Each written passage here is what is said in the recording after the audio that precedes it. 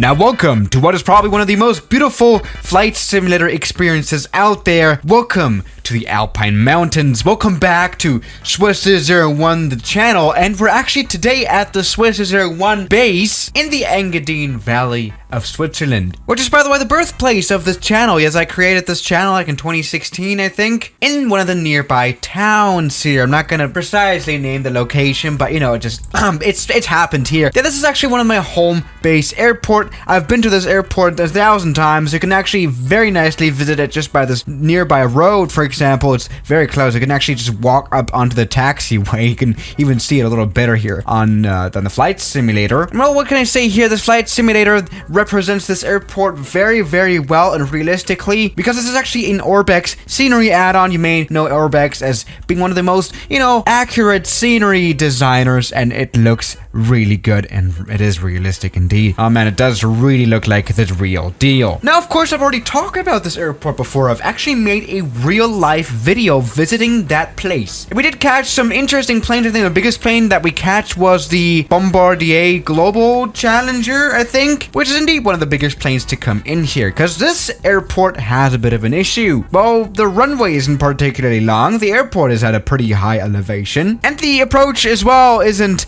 very, well, let me just say A380 or something friendly. So really, anything bigger than like a 737 should really not land here. But let's do it exactly anyway now, because we're in the flight sim.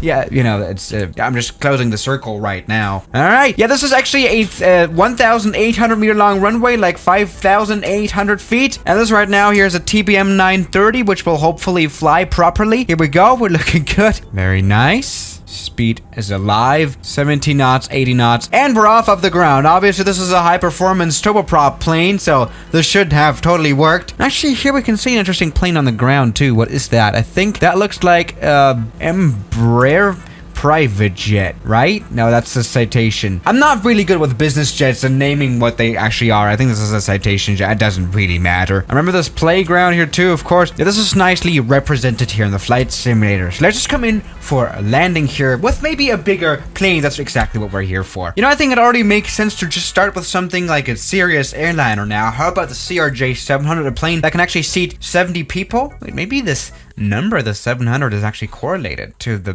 people it seats. You know, I think the CRJ 550 seats around 50 pieces. What am I talking about? Let's just go ahead and land. All right, here we go. Welcome to the approach. We're spawned in a little low. Actually, talking about the landing and approaching itself, you cannot actually just come in for this airport and land here. You actually have to do like a license for this airport. It's not like a license that you have to do at Courchevel Airport, which is a mountain wheeling license, which is a whole other deal. This is a specific license here for the Maiden Airport, where you have to actually go to the flight school and, you know, take a few patterns around the airport, you know, just to get a little bit familiar with the area. Literally everyone has to do that. Even I am doing it this summer, for example. So let's just come in for a landing here. What is incredibly interesting about this approach here is this little hill that's here now in front of the runway, right? Doesn't make this a lot more comfortable. All right, let's pass this little hill here indeed, and come in for a landing on my 2-1, I think. Oh, this is not good. Actually, did I say 2-1? I mean 0-3, of course. God damn it. All right, landing. Let's come in. Oh, I tried to make this as smooth as possible. It didn't really turn out to be that smooth, honestly. Let's come in for a stop now. So that's gonna work. I'm stepping in 100% into the brakes. This plane is literally using all its power to get itself stopped, which is relatively working. Oh, Jesus Christ. Okay, I mean, I do have to say, of course, we touched down very, very late here on the runway. But, I mean, after all, we did stop. So that's a good one, right? God damn it. Maybe it's time to go for a bigger airliner. We have the choice between the A320neo and the 737 MAX. I guess if we fly the MAX, we have got less to lose. Does that logic make sense? All right, 737-8. Now time to approach from the other side, which is just as interesting. All right, as you can see, the runways are all the way in the distance. Let's just go and skip this a little bit. There we go. See, landings can be a little kamikaze here too. Am I right? Okay, let's come in for a landing. See how that's going to work, or if that's going to work at all. Now, while this airport is quite high profile, it is definitely lacking a few things to actually become like a proper, airline or airport or anything. And it's definitely stuff like ILS or any instrument flight systems that would make operation at the airport and bad weather possible. So if we have, for example, a storm here, maybe even snow here too, where we don't have particularly the best visibility, then of course there's no way of getting into this airport properly. And what is going on right now? I think the flight simulator is a little bit broken, isn't it? Oh, that's great. But no, flying here in bad weather isn't possible. Now, I've already said this, the 737 is the biggest plane to have ever landed here, but of course we're gonna try some bigger planes later on anyway, right? Let's see how this is gonna work. I can barely see anything because of the damn snow. What the hell is going on even? Oh, please don't let it be an icy runway here. Oh, wow. 30, 20, 10. Alright, relatively smooth touchdown, we gotta say that. Let's go ahead and stop now. On this 1600 meter long runway. Now I'm fully into the brakes right now, trying to make this plane stop, which is relatively working, I think. Alright, okay, we have stopped. I mean, again, the plane has flown here in real life, so I kind of expected to be able to stop somehow. That's good. Let's move on then. Alright, now welcome aboard the relatively big 787. It isn't that big, but it isn't small. And we're gonna land now with relatively good weather again. Alright, runway coming up. Let's do this. We're coming a little... oh, damn. See, the bigger your plane actually gets, the harder it is to handle around, for example, here in these mountains. Of course, it's gonna be a lot less agile. Let's just try to come in for a landing here anyway. Okay, we are a little low. Let's try to make this smooth here too. Uh-oh, we're a little late. Come on.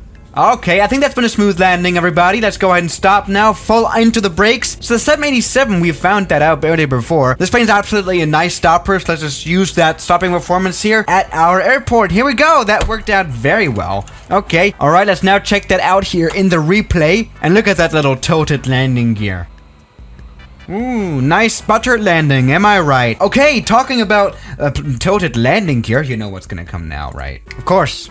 It's the A330, the butter machine of the butter machines. I mean, look at that tilted landing gear. Even better than the 787, I think. Also, this plane is quite a bit bigger than the 787 too, so let's just see how this is gonna work. Alright, we've got some warnings here. I'm pretty sure, this plane is particularly happy about flying right next to several mountains. Yeah, this is not good. But let's try to do this anyway, okay? Landing, coming up.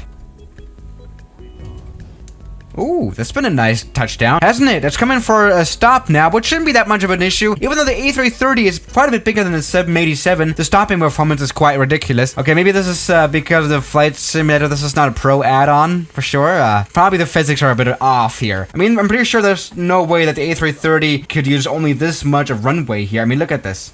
We stopped within like 20 seconds or something. This was very nicely doable though, right? Not too bad. We did stop very nicely here. Okay, let's now come in then for the 747. All right, now 747, it is time, isn't it? Well, it actually turns out that this airport's short runway size isn't really that much of a problem. It's really about the approach too. And fun fact, also about the taxiway. If you haven't noticed already, the taxiway is very, very, very narrow. Like literally, most planes will not even use that taxiway at this point. They will just backtrack on the runway because not even the TBM 930 that I used in the beginning of this video could use it, so that's interesting. All right, a little nerve-wracking here too. Let's come in for a touchdown. Oh, I'm sorry, this is a little hard, but I want to genuinely stop this plane here. Okay, let's do that. I think this should be somewhat doable, right? Right? Yeah, we did kind of use the whole runway, didn't we? But this was fine enough. So yeah, guys, that is my second home airport for you. And I'll see you guys tomorrow. As always, good night. Thank you to all my members here on YouTube like Block, Mubarak, Junk in the Trunk, Rafal, Oman the Human, DJ Straw, Deload, Tyler Park, Ian from Osk, Gurkum, Stefan Schmiedhofer, Moritz Wellhausen, Tuppy Cook, Great Karamba John, No You, Laird Islama, Government Pasta, Calamity Airlines, Kelly Chaos, Philip Cherrier, Science, Maz Kaleg, Rodolfo, New York, Ollie H, Blue Aviation, Cheese Doritos, Shadow.